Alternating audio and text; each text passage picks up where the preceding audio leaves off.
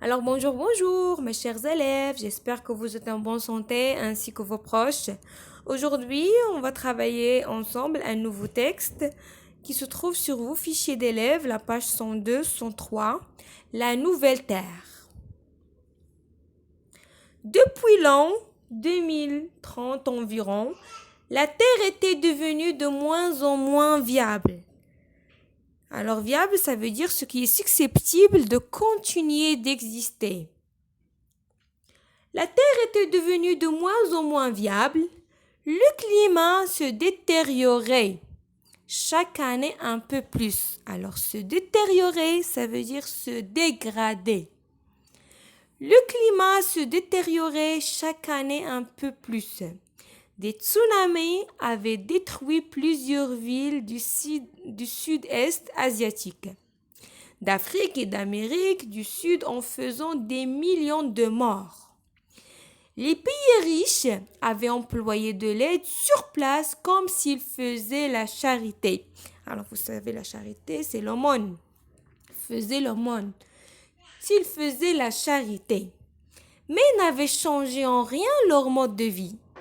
Le niveau des eaux montait partout sans qu'aucune décision ne soit prise.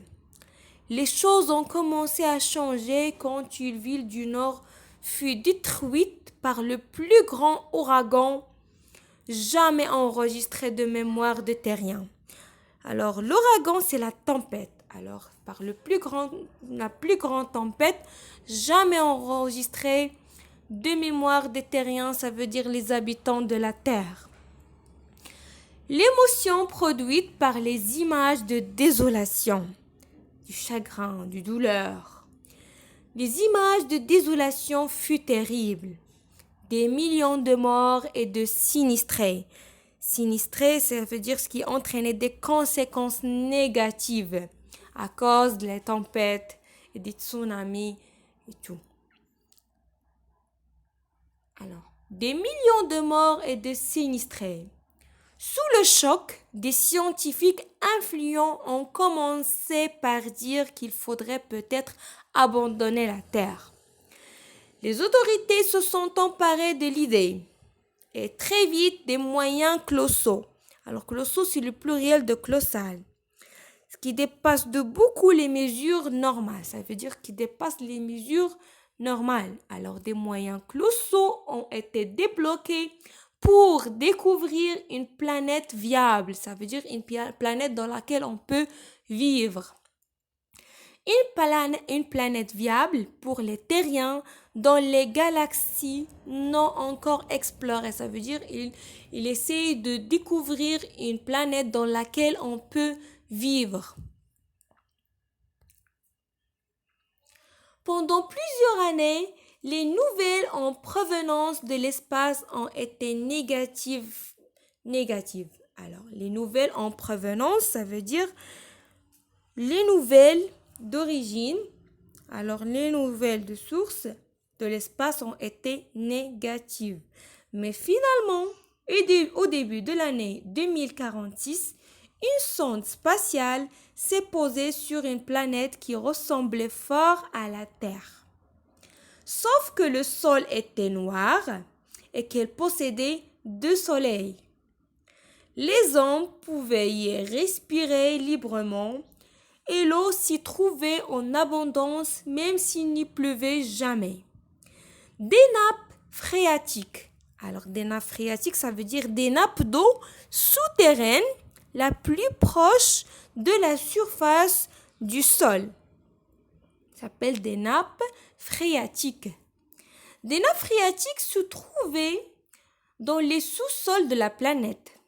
L'eau était produite par un phénomène gazeux inconnu sur la Terre.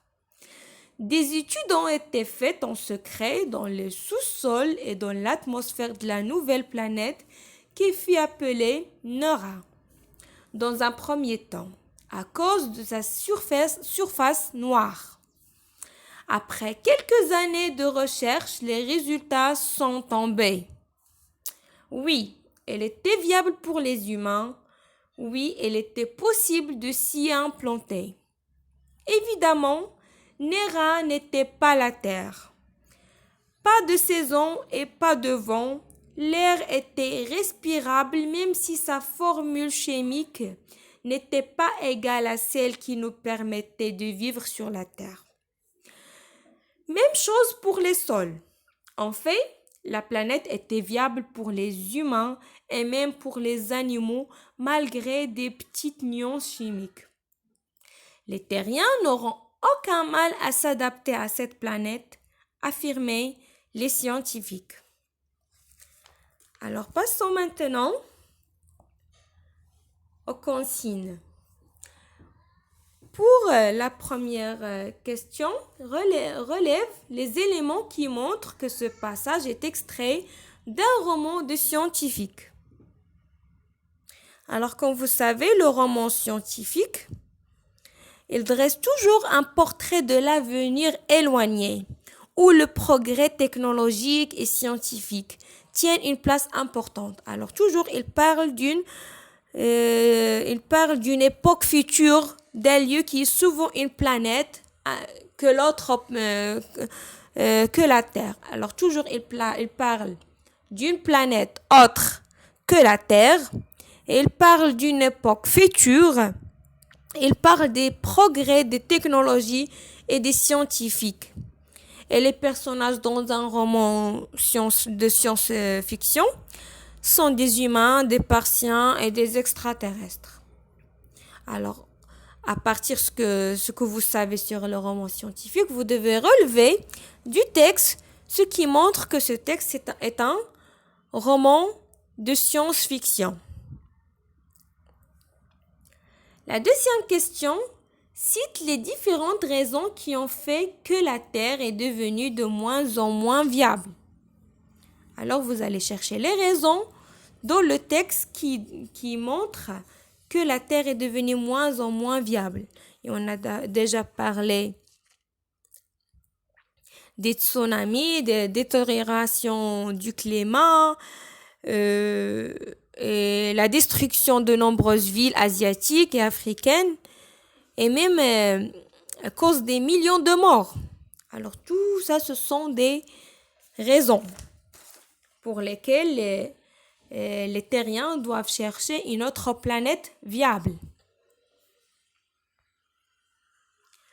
La troisième question. Réponds par vrai ou faux. Les tsunamis ont détruit plusieurs villes sur Terre. Est-ce que c'est vrai ou faux? Toujours, vous devez bien lire le texte. La télévision et la presse ont montré les images de la catastrophe. La découverte d'une planète viable pour les hommes a eu lieu en 2036. La planète découverte ressemblait à la Terre sur tous les plans. Et les hommes se sont installés sur la nouvelle planète dès sa découverte. Alors, vous devez répondre par vrai ou faux. La quatrième question relève du texte les mots qui appartiennent au champ lexical de la science-fiction. Alors, vous devez juste bien lire le texte, le champ lexical de la science-fiction.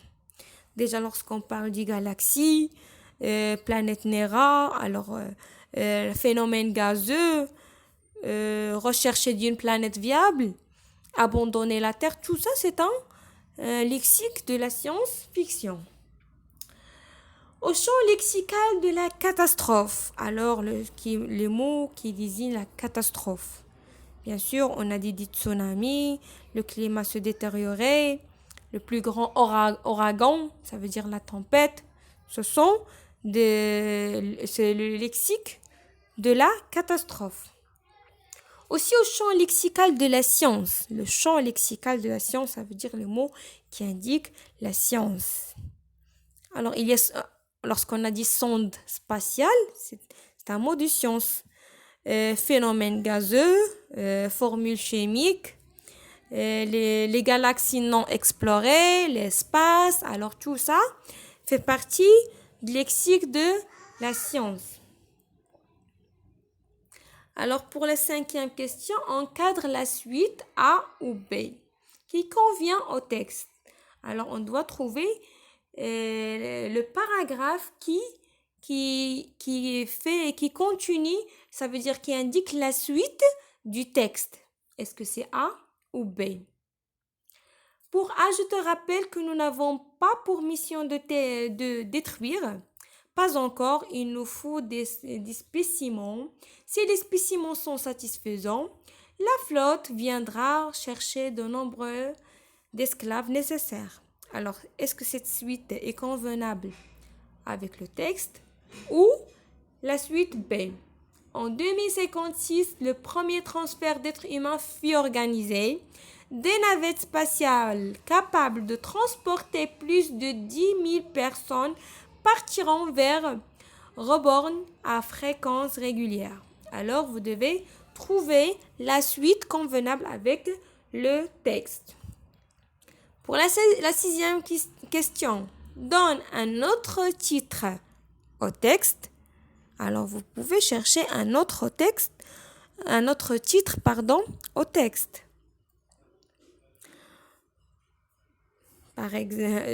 Alors, c'est à vous de chercher. Je vous donne un exemple. Bienvenue sur Nera. Oui. Ou bien adieu, Terre. Parce que les humains sont en train de chercher une autre planète viable. Pour la septième question, cite les principales caractéristiques d'un récit de science-fiction. Et on a déjà dit au début du texte quels sont les principes d'un texte ou bien d'un récit de science-fiction. Allez, bon courage mes chers élèves.